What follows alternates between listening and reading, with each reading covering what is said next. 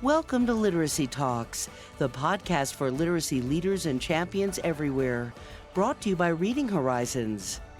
Literacy Talks is the place to discover new ideas, trends, insights, and practical strategies for helping all learners reach reading proficiency. Our hosts are Stacy Hurst, a professor at Southern Utah University and Chief Academic Advisor for Reading Horizons. Donell Pons, a recognized expert and advocate in literacy, dyslexia, and special education. And Lindsay Kemeny, an elementary classroom teacher, author, and speaker. Now, let's talk literacy. Welcome back, everybody. Happy 2026. This is Donell Pons, and I am joined by, as always, my co-hosts, Stacy Hurst and Lindsay Kemeny. We're just going to dive right into our topic this year. It's 2026, why not? We'll be diving into the world of education and its innovation and exploring the topic of changemakers in the teaching of reading. We thought this was a really relevant time to do that. We've talked about a lot of really great things on the podcast, and it really seemed like it was about time that we focused in on those people and institutions that are working to make change in reading, because there's a lot going on, and it'll give us a chance to kind of highlight some different things. And so we're going to be looking at individuals and collectives and different approaches. And so it ought to be really interesting conversations. And I'll be referencing in this particular episode 2 inspirational books. And I think, Stacy, you kind of recommended, hey, I know you've been reading these books. It's been kind of interesting. Why don't you bring them in? And it's 2 books that are about this sort of movement of collective change. How do you get it moving? Because I kind of feel like that's where we're sitting. We've discussed some really great topics. We know some really good things. Lots of people have had some terrific education. Conferences are great. It's that implementation. It's that taking it that next step. It's how do we get things moving? And all of us are facing different challenges depending on where we're working, who we're working with. And so it's kind of an interesting way to explore all of that and how we keep moving this along. So I'll be referencing these 2 books if anybody's interested in looking at them. One is called Frontiers in Social Innovation, and the other is called The Journey of Collective Impact. And they're both really good. They approach things from different perspectives about how you get together folks of like mind and get them moving in the right direction. And might highlight some of the systemic problems where we need collaboration that might come up. But first, let's set the stage with this challenge. So we've talked a lot about literacy rates, and this, I think, is going to be an interesting way to really start this conversation off. I'm anxious to hear you 2 chat with me about this. So we talk a lot about literacy rates in the United States, and it's been a very hot topic, and it's often tied to data from the National Assessment of Educational Progress, or NAEP. I know many of you are familiar with the statistics. You probably heard the stat, 1/3 of 4th graders read below grade level. But let's unpack that, because it's more nuanced than it sounds. And we even heard it again. I heard people talking about Mississippi and the miracle. But NAEP isn't a direct measure of grade level reading as we think about it, like state tests or classroom benchmarks. It's a national assessment that evaluates comprehension skills using grade appropriate texts with 4 levels: below basic, basic, proficient, and advanced. So below basic means students show limited, partial mastery of foundational skills for their grade, like struggling to identify main ideas or make simple inferences. In the 2024 NAEP, the most recent full reading assessment, about 40% of 4th graders scored below basic, up from previous years, especially post-pandemic, but still not so great. And that leaves around 60% at basic. So here's the key distinction. NAEP's proficient is an aspirational high bar aimed at college and career readiness. It's not the same as meeting grade level expectations on state standards. In fact, that NAEP basic often aligns more closely with what states call proficient. So let's unpack that a little bit. How is that data possibly a little misleading, and how does understanding it maybe even help the conversation more? What do you think, Stacy? You've had this. I'm going to let you lead out because you've talked about this before. I have spent a lot of time thinking about this as well. So I appreciate the opportunity to revisit it. But one thing that I have taken a deep dive into the NAEP in the past, not to say it's all front of mind, but one thing I remember taking away is that trends are trends, trajectories are trajectories. And honestly, we did dip because of COVID a bit. But even now, our scores we were already on a downward trajectory. Yep. And regardless of what the test is or what it measures, that data for decades has said the same thing. And I Yeah. think that's what we should be like really tuning into. And then considering the fact that you called out, it is a comprehension test. So that tells us a lot about what could be the issue, right? Starting with even oral language comprehension. But that's not specifically measured on a test like the NAEP. Right. Lindsay, how about you? Any thoughts? Yeah, it's just interesting. Well, I was first thinking, gosh, I would love, like, I haven't ever seen the actual assessment. I would love to kind of look at it and see what that looks like and what the questions are like in the passages. But then to Stacy's point, I mean, it's been the same. So no matter what it looks like, it's not good that we're on a downward trajectory there. Yeah. And yeah, it's interesting because why are the scores? We all know, especially I think, all our listeners kind of know you have a comprehension problem, but what is actually the problem? There could be a lot of different things affecting those scores. So that's kind of interesting to me. If like, I wish we could kind of dive more into that to see, what the weaknesses are. It's probably all over the board though. What's interesting to me too, I think you've both touched on, might this also mean that changing that data might be a lot harder than any of us thinks, particularly if you've simplified it and oversimplified it to think of it as a benchmark of some kind that's an equivalency of grade level, then it could be a much harder than any of us have anticipated moving that dial. Yeah, because what were you saying, Donnell? So, like, if we use, for example, we use Acadians in my school district and in my state. So, if they are, meeting grade level expectations there, that still wouldn't be the highest bar, right? That's what you Yeah, were not saying on necessarily. NAEP. It might just be basic. Might just be depending on what the student can do with that, right? Yeah, yeah, that's Yeah. Well, true. What can they do with it? and compare the comprehension part of Acadians. It's a small-ish part, like if you Yeah. consider giving Mhm. the test, when the whole focus of NAEP is that. So Mhm. Yeah. maybe apples and oranges on some levels, right? Yes, that's Yeah. true. Yeah. It's worth having conversation and it's worth keeping front of mind when we're having these conversations, I think. But usually it gets reduced down to kind of a number that I'm not so sure we understand as well as we should when we're having these Yeah. conversations. Yeah. And Donnell, you brought up the Mississippi Miracle, and Yeah. I know that they are like to the point of the topic today, change making. They are making systemic changes. And I think we can see that. We can have one teacher doing a stellar job in their class, and that doesn't mean those students are going to be any more supported when they move to the next level if they don't have systemic support. And teachers need that support too, right? But also keeping in mind, they did move the dial on the NAEP scores, Mississippi did, which is why we're talking about them.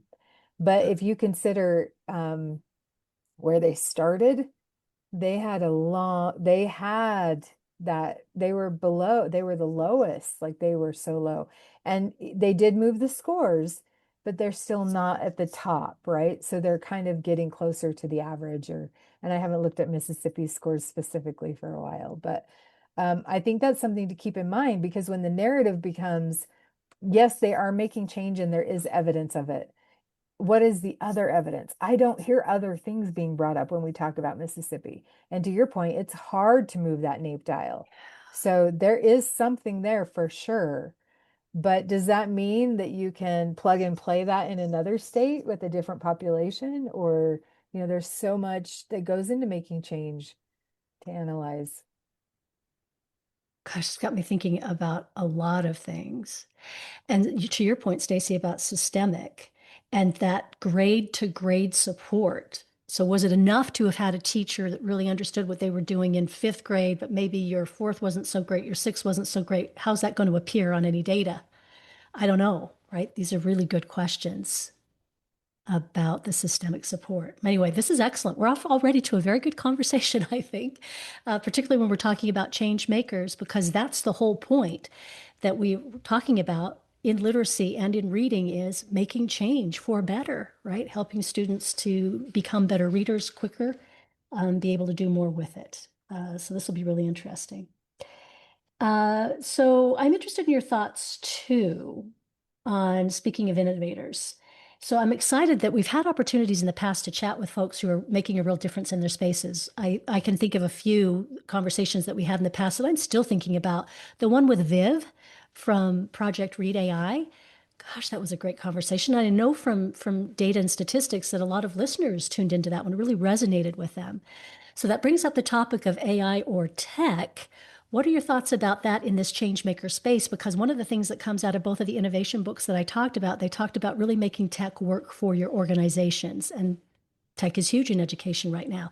What role do you see 2026 coming with groups like, say, a Project Read AI, groups that are tech heavy and offering tech supports? What do you think? And Lindsay, maybe I'll let you start out there. What do you think about that tech? Oh, I don't know. This is a little I hard know. for me because I think I am a little more resistant to like AI and technology. And maybe that's because I'm in the lower grades. I can see it, and I loved having Viv on, and I love what he's doing. So not like I think, oh my gosh, that's so valuable, and we always need new techs. And it was like that's such a valuable tool to have AI writing text for you at the same time. Um, Especially maybe since I am an author, there's something to be said about humans writing things and the human aspect and the element of writing different stories and different things. And sometimes I joke with people where, as teachers, we really want to use AI in our classrooms and to make things easier. But sometimes I'm like, gosh, pretty soon, like thinking of upper grades, especially, AI is going to be grading papers that AI wrote, like, because the students are using it and then the teachers are using it. And I'm like, oh my gosh, where's that personal human touch to things? So sometimes I feel like I'm a little resistant or maybe more cautious. Uh, and I'm trying to, I guess, internally work it out in my mind how it can help. And now, as a lower grade teacher, I do not see AI replacing or technology replacing or being better than direct instruction from a teacher. And that might be really where that comes in a lot because I think no matter what, no matter how good your technology is, an informative teacher who's responsive to her or his students is the best thing for students. That being said, there are times, right, when you're working with small group and what are the other kids doing? And technology definitely could have a place there as long as it's not like a lot of times I think can be frustrating.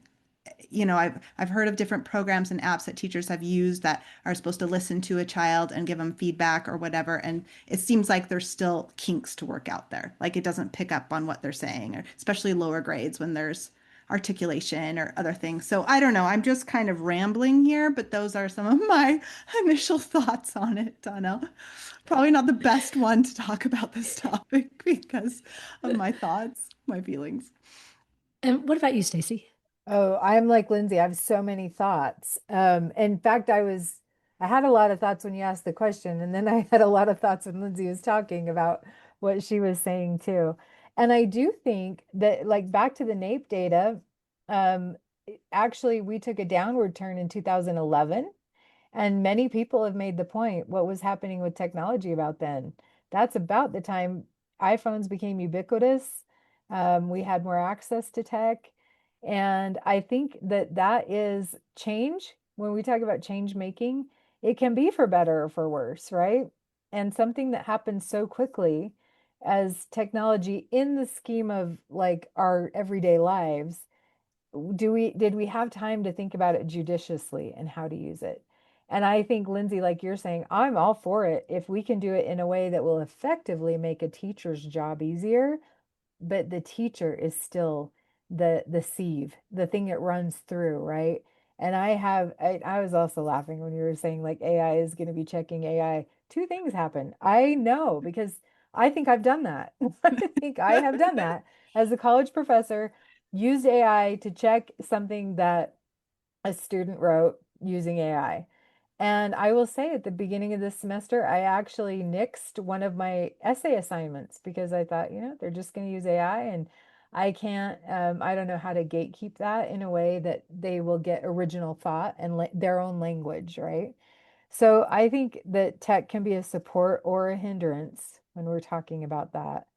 And so when I think just thinking about that is important and being very intentional. How does a tool like AI affect the system that's where I think we need strong systems. So when we're saying we need change makers, we need to change the system first, and then we can make those decisions a lot easier how to use this.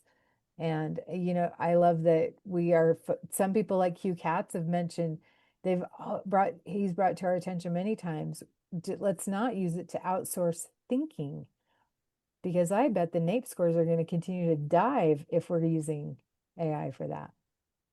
So it's interesting because I think Viv said something that I've heard people who tech is their thing say some really interesting things. And one thing that I really latched onto that he said was AI is a sparring partner. So that AI is resistance, tension that takes you to the next level. Use it as a thought partner. I thought that was interesting. And I don't see us really talking intentionally about that, but we should be. The other thing that Viv said was value add. What's the value add for this piece of tech? Not just because the tech is cool, not just because the tech is fancy, not just because somebody says, oh, let's go ahead and try this, but because somebody said, what's the value add? And what's the value add for? And in this case, it would be students, teachers. So it could have a different value add, but those need to be thought through. What is the value add for those individuals? And the student is always first, in my opinion, humble opinion. The student is always first. So I thought those were really interesting points that he brought up about tech. And I would put those to AI as well. And I use AI a lot with my students, particularly with students who have dyslexia. It can be a lifesaver, but it's how it's being presented and how it's being supported with the student. That's everything. And I've seen it for good, really good, and it advances students' work and thoughts, and they feel so supported. And then I've seen it also just take over and absolutely do all the work for the student. And even the student feels a loss, which is interesting. Students who really care, and most of them do. I rarely have a student who doesn't really care and really want to know how to do something. They feel a loss if that's how it was introduced and how it was used. Interesting. Okay, so this gets me thinking about the next thing on the collective side of trying to get work done, work at scale like this. The journey of collective impact is spot on in their book. It says change at scale needs shared agendas and collaboration. And over 40 states have enacted science of reading laws since 2019, like Mississippi's model, you've mentioned, Stacy, has teacher training, evidence-based curricula, coaching, which did elevate Mississippi's NAEP scores we talked about. But this is not without hurdles. How do tools, say like things that Viv talked about with being able to listen to students read and that sort of a thing, how do those complement, or how can they complement big policy shifts? How do we see them working together? What do you think? Anybody have any thoughts? What do you think, Stacy?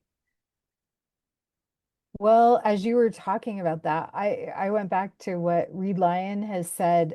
He said it in the symposium, the higher ed symposium we had the day before the Reading League conference. And I think he's publishing work, like I've seen it since then out there. He said, if we could go back in time, he would make sure we had a shared language. And there is a connection because these, like Viv also pointed out, these are large language models, but they literally are statistical models, right? They are making connections in that way.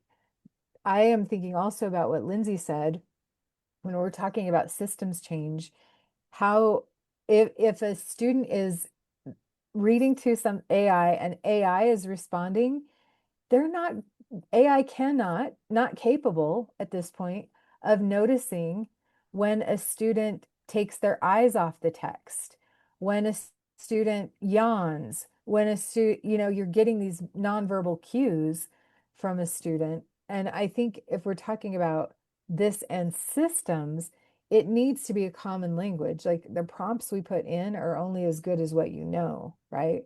So Yeah. my students who may not have been paying attention in class, I'll just say that, to do an assignment, they could say, tell me what's the best way to address a struggling reader? This has happened before, by the way. And I knew for sure it was AI because this particular student left the prompt in the paper. So I didn't even have to guess. The prompt was there. But the answer had everything to do with 3Qing and guided reading. Mm, And but that student didn't know enough to say, oh, this isn't correct, or maybe she just didn't read it before she yeah. submitted it. But I think those kind of things can impact the system if we're not having a shared language around those tools that So fits what into the could, larger, like you just read that quote, the larger, yeah. what's the word I want? Like vision, I guess. Shared So vision too. so you've got me thinking about something, and Lindsay, I'd like you to weigh on in too, because I think at some points in the past you've mentioned this. So might tech be a way of maybe doing some of that heavy lifting in an initial initiative when we do have thin boots on the ground, so to speak, people are in the midst of getting the background and the education. Could tech be utilized to make it more equitable? Maybe spray, I don't know. What do you think, Lindsay? Do you have any I thoughts on that? my answer, Donnell, is I don't know. I'm not sure. Okay. Yeah, I'm yeah. thinking, I love like what Stacy said, bringing up what Reed Lyon had mentioned about how we don't have this shared language. And I think that's so huge. And Donnell, you're saying 40, like over 40 states have enacted these science of reading laws, and we're talking about system change. And you think over 40 states, that's a lot. But I feel like in a lot of ways, it's a little superficial and it's Hmm. not filtrating down through everybody. They don't understand the reasons. There might be like there for sure would be a lot of resistance, not full understanding why we have these laws. And so, they're saying one thing, but maybe doing another, or their programs still are steeped in 3Qing and other things, but teachers don't realize it because, Yeah. maybe they haven't, been taught all of that. So I don't know. So could somehow technology help? I don't know, With a to help shared. like filtrate through everything and get the shared language and this knowledge and how do we make change? And I don't know, Donnell, I don't Yeah. know. I'm thinking very practically at this point, and back to my experience as a literacy coach. And I was in charge of putting together intervention schedules for the whole school. And anybody who's been in charge of that, what a task that is. Like, you have to make sure certain grade level they're not missing this point, and you're doing it at this time, and you have the right kids in the right group. That could be a system boost if AI could help with that kind of a thing, right? This is where you need to put the kids. But it would still require that knowledgeable input. Teaching literacy shouldn't mean juggling multiple programs. Ascend Mastery by Reading Horizons brings it all together. A core comprehensive pre-K through 5 literacy curriculum that connects word recognition, language comprehension, oral language, and writing, built on decades of proven foundational expertise. Ascend Mastery simplifies instruction and helps every student build lasting literacy gains. Ascend Mastery will be available for district and school implementation beginning with the 2026 school year. Visit readinghorizons.com/ascend to learn more and sign up for updates. Okay. If the listeners haven't grasped yet, we're touching on a lot of topics that we will be addressing, right? And having some folks have some very interesting conversations that are coming up. So I look forward to that because we are bringing up a lot of questions. We may not answer them, but they are interesting, and maybe other conversations will address some of what it is we're talking about. It's kind of interesting because I was thinking about how do we get folks in education, from local education leaders like principals and teachers to institutions of higher education like professors of education? Stacy, that's you. We're talking directly to you and your group, to collaborate on a shared agenda for improving reading outcomes. So we've talked about the common language Reed Line was talking about, but then there's also a shared common objective. And you have different levels of different places within education where it would be advantageous for us to come together, but that isn't really how things are set up. So how do we do that? And Stacey, you've tried to work at some of these building ways in which we interact. Speak to that a bit. Well, I can speak as my position in higher ed, and there are organizations like um, Stephanie probably wouldn't like that I'm saying Stephanie Stoller's STARS group, but it is a group of higher ed professors who have that common goal in mind. and we're speaking a common language. And that's who Dr. Reed Lyon came to Yeah. speak to. And that has made impact um, that people carry into their systems, right? So I think that would be to answer your question. If you don't have that organization, create it. Have find your people. I think we've said that before on this podcast, and just start having conversations, and I think that will lead to the path. And Stacy, what are some of the advantages you've already seen or some of the positives you've seen come out of that experience? Well, so many things actually, beyond the human aspect of I get to meet and know some really fantastic people that I wouldn't otherwise know, but they have the same role that I do. But I think we've all been able to impact everybody's work. And when you think about the work I'm doing right now at higher ed, anybody who's working with students, they're going to, my pre-service teachers are going to be in-service teachers. And so something that I learned from that group, I can apply to my students who will then be able to apply to their students. So it does have that ripple effect. Um, and that again could end up impacting systems because that Yeah. knowledge level is improved. And Lindsay, you've had an opportunity as a teacher, a classroom teacher. Think about when you first began teaching in a classroom. Did you ever think that you would have an opportunity to take what you're doing in the classroom and share it to so many different groups in the way that you have? And it's so valuable, but I don't know that we even thought that that was something we do as teachers. To speak to that. I know. And that, has been that's been so helpful, not even just like me helping other teachers, but really just expanding my own personal PLC, my professional learning community, beyond the walls of my school and connecting with educators all across the United States and even the world, not just in my speaking, but all other, like a lot of teachers are doing that too, because we're coming together and we're using social media, we're joining different groups and different websites to talk about these things and to really, we all have this passion and desire to improve reading outcomes. So how exciting.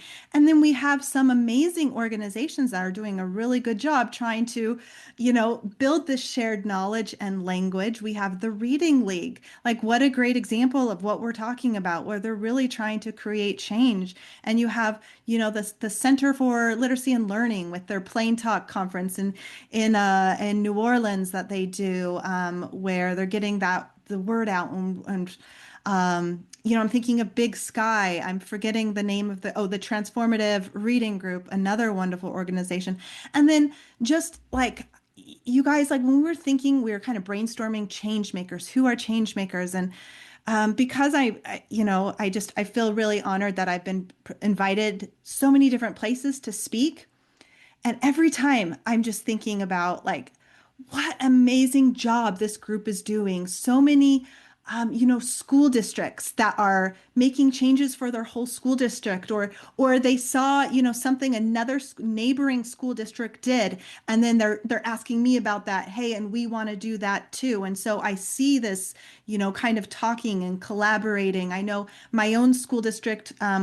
Wanted to start something, and so they were talking with a group in Colorado who was doing this and having success with something. And how wonderful if we can do that more and more, where our different groups, our schools, our districts, our states are talking with each other, not competing, but a rising tide lifts all boats, and we're working together to help each other. And then, like, yeah, on the school level, the same, it goes at the school level. It's not like, oh, this teacher is the best or I want to be the best. It's how can we help everyone at our school be the best? Why? Because we care about kids. And that's like what this is all about. It's not about individual adults. It's about getting our students to be proficient readers and writers. And so I just think there's a lot of people out there doing amazing, amazing things. And we just want to do that like more and more. We need to scale it up. Yeah. And I like that you mentioned the conferences because that has been something that has really kind of boomed. I mean, I remember being involved in a reading conference here locally in our state with the group Decoding Dyslexia. And that's why when the Reading League came along, I was thrilled because I knew the power of being involved with a group like that. And thinking of that for teachers is fantastic. And then these conferences where you get to meet people you wouldn't otherwise get to meet. Another great thing. And I was just thinking on a very, very small level, a personal experience where I have a cousin who reaches out to me in a different state who has a child she's realizing has dyslexia. She was able to recognize that because she attended a professional learning because she wants to renew her teacher's license. So they're doing really good teaching, which was fantastic. She was able to recognize the signs, goes back and says, "What about my own child?" The school responds by saying, "Oh gosh, we're getting training too. I can't believe we missed it." So they're all working together. Again, no one's blaming. Everybody's saying, "Okay, how do we do this? How do we work together?" And then I'm able to reach out to say, "Do you know there's someone really great in your state? Because I attend their great reading conference and it's Dr. Nell and it's the Big Sky Conference. So let's reach out to her." That wouldn't happen.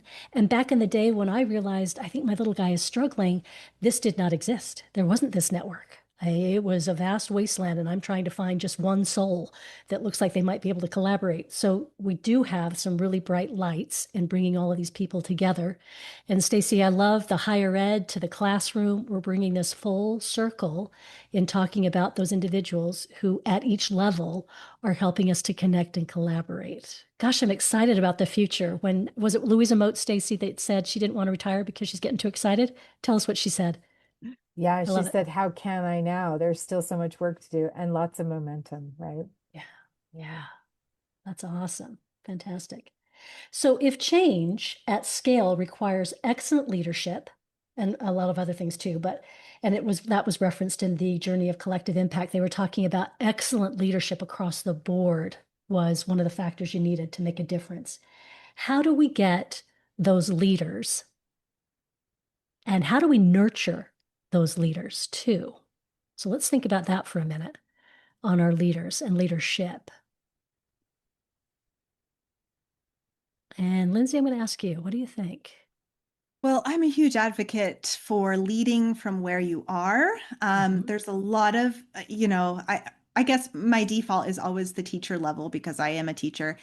There's a lot of amazing, amazing teachers out there. And even more amazing is I feel like a lot of them are sharing more and more. And we just need more teachers willing to step up and be brave and share the things that are working in their classrooms.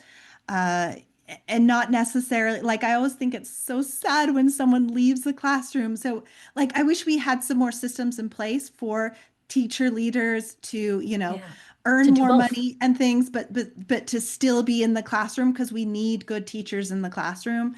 Uh, and of course we need our good, I'll let you guys maybe speak more to administration, and we need other leaders too. But I do so appreciate those teachers who are willing to kind of take a risk because people online can be really mean sometimes, and Yeah, we all need to learn how to give grace to each other. But you know, they're going out of their way to show a video or to talk about something or share something they're doing. And even if you see something it's not perfect, right? It's always a learning opportunity. And so I just think that is huge, and that's great that we all keep learning and growing. And then yes, we need leaders at all different levels, right? So maybe I'll let you guys talk yeah. about that. I love that. Stacy, got any thoughts? It was good. Yeah, actually, when you said what you did, Donell, in my head, I'm thinking about my most immediate situation, which is teaching in higher ed. And my thought was, oh my gosh, I don't really do that. Like with my students, I don't focus on you will be a leader. Mm, You will be mm, a leader.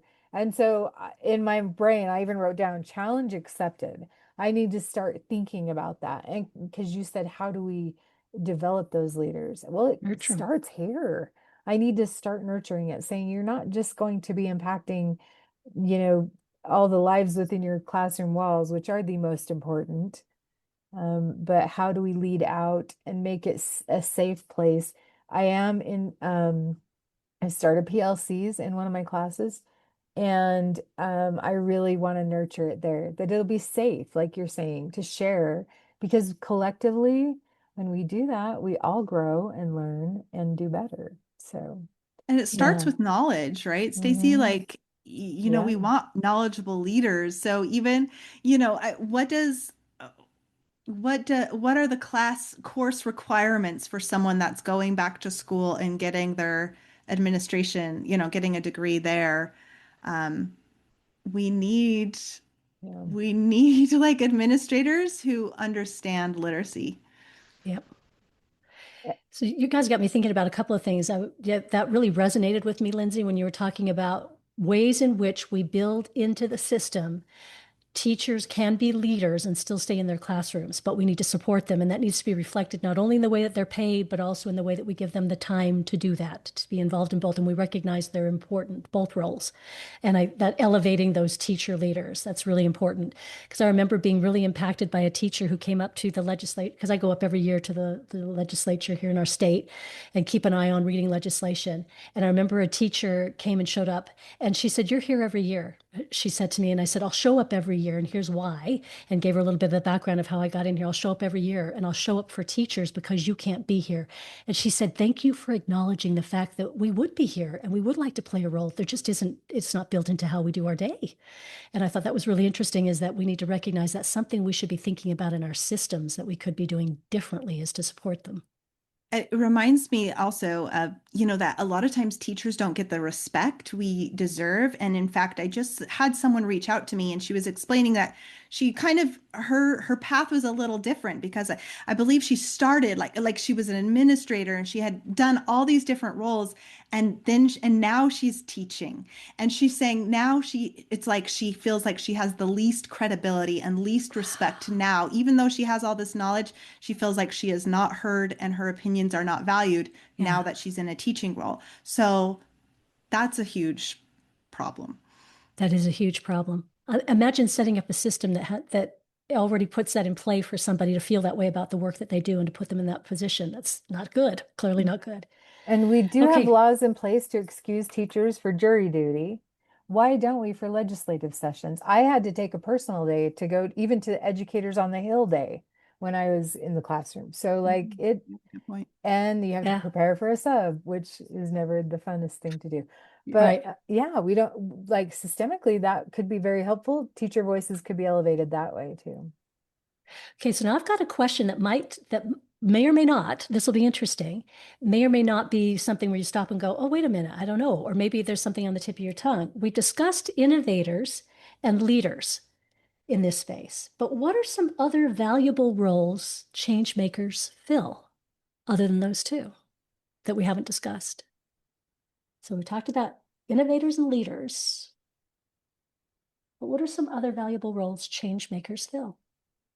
I'm going to say one while I'll let you two think. So isn't that nice of me as the host of this episode? I'm giving you think time. Mm.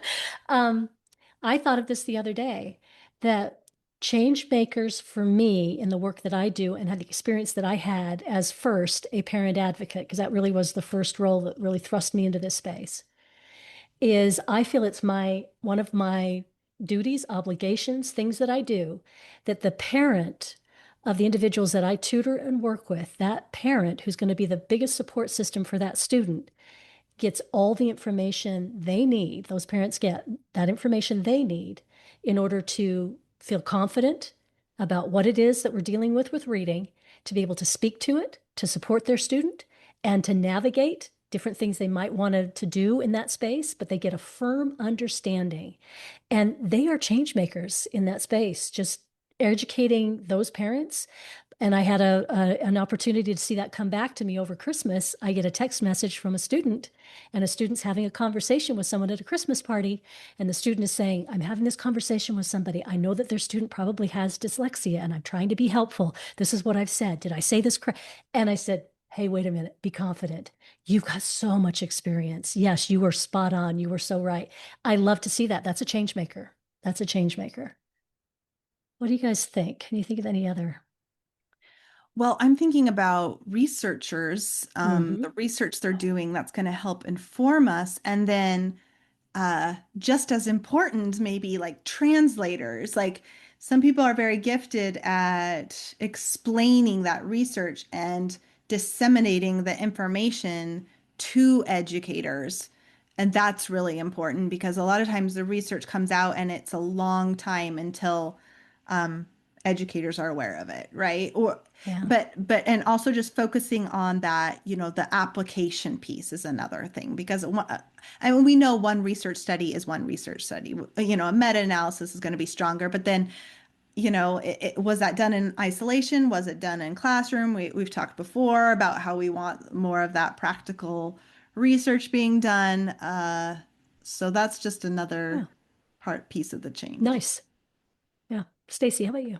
Yeah, I was actually thinking that as well. And as part of that system, that there are barriers within the system from getting that research to the classroom. And oftentimes it is at the state or district or school level about having research actually done in classrooms, right? We need that. That could be a Yeah. powerful change. Yeah. Huge And I know change. teachers do at their own action research, which I think is just a mindset that you need to have, but that's me. Um, I also was thinking about, and Lindsay kind of alluded to this earlier too. I recently thought about what you all are saying comes down to awareness. Talk, talk to each other, help people be aware. I wasn't aware of some of the things until I started hearing from other people, and no matter who they are, that make an impact. But I was also thinking, Lindsay, you said it, lead from where you are. And I know sometimes we think, especially if we feel isolated or alone, that we want to be part of groups outside of where we are, which is good. We should do that. But then always say, how am I going to make the space I'm in better? And I think there are some powerful changes that come from that mindset, because in that case, people become connectors, right? Of people that are able to influence change in Yeah. maybe a more efficient way. But And you've made me think of something that I'm really excited about, and I hope to see more of in the future and hear about more of the change makers of curriculum companies, making them partners, the Reading League, putting it out there. Let's take a look at, here's a checklist. Let's collaborate. That would be fantastic. And hopefully leads to a new way of looking at curriculum, that this is not set in stone, but rather this is what we know today. And we're constantly looking to improve. Boy, that's a mindset and curriculum would and be you know amazing. what? Back to Big Sky. We had two oral language curriculum Yeah. representatives, people like products, you could call them. There was no competition between them. They were all about what is best for development and students. And they even shared the stage at the same time. And sometimes I think curriculum providers get a little territorial. Marketing is like, we're the best, you should go with us. But in truth, we're all playing a role in helping to improve literacy. So that's a Yeah. fascinating thing to think about. One of them said, I can't remember if it was Doug Peterson or someone else, said, we're not here to compete with everyone. We're here to change the world, or something like that. I don't know. I We think talked it about it was in our Doug. big Yeah. sky. Yeah. Yeah. But Donnell, like you hit on a point I really didn't think to bring up. And yeah, like our programs, our curriculums, resources, that is huge. And that's a huge part of change. And kudos to the companies Yeah. who are making changes in their programs and they're rewriting, and it takes time, right? They can't just like put out something in a matter of months because now we're like, oh yes, now parts of research are more clear to us or whatever. That's when us as teachers kind of have to be ready to adapt a program. Sometimes the programs take a little bit to get caught up, but kudos to the ones that are not just like digging in their heels and saying, no, this is how we've always done things, but are willing to and not just jump from one thing to the next, right? Like flip-flop, but to really look carefully at evidence and then make changes, substantial, effective changes in their programs. Like Yeah. that's a huge part of this And whole make piece. sure that they are part of research that is not just for marketing purposes, right? And I think that's one thing that I've been impressed with Reading Horizons. I know they're doing research to be able to impact the product and their impact, and not just to say, see we work, right? Like That's just one example, but I know there are other companies that do that too. So that's a good point. And let's not see them as a curriculum company as an other, right? They are such Yeah. an integral part of a day-to-day operation of any educational system. Yeah. Yeah.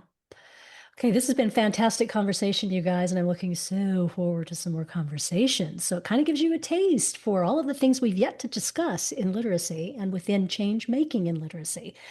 So I look forward to these conversations. It'd be fantastic. Thanks so much. Join us for the next episode of Literacy Talks.